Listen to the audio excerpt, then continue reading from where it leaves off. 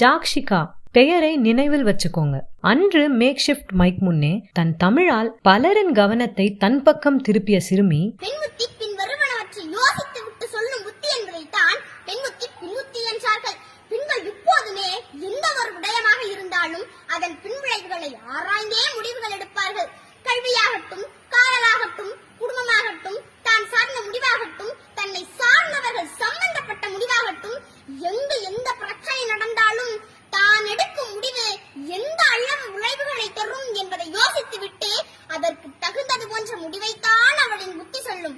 ஆனால் இதனை நாம் எப்படி புரிந்து கொண்டிருக்கிறோம் என்பதை நான் சொல்ல தேவையில்லை, உங்களுக்கே தெரியும். இன்று தமிழுக்கான மேடையில் தமிழால் முழங்குகிறாள். அக்கடி குஞ்சொன்று கண்டேன், அதை அங்கொரு காட்டில் பொந்திட வைத்தேன், வெந்து தணிந்தது காடு. ஆம், பெண்களின் புத்தியும் அக்கடி குஞ்சுதான். என்னதான் அடுப்பாங்கரையிலும் அந்திவானத்திலும் அவள் பணி செய்தாலும் ஒரு விஷயத்தை யோசிக்கும் போதே இதற்கான மொத்த கருத்துக்களையும் யோசித்து அதற்கான செயல்களை செவ்வனே செய்து முடிப்பர். அக்கடி குஞ்சை அடைக்கிட இயலுமா?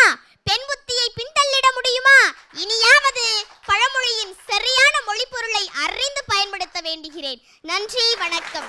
சங்கரா டிவியின் தமிழெங்கள் உயிர்மை சுட்டிகள் ரியாலிட்டி ஷோவில் திங்கள் முதல் வியாழன் இரவு 8 மணிக்கு தமிழ் பிரவாகம்.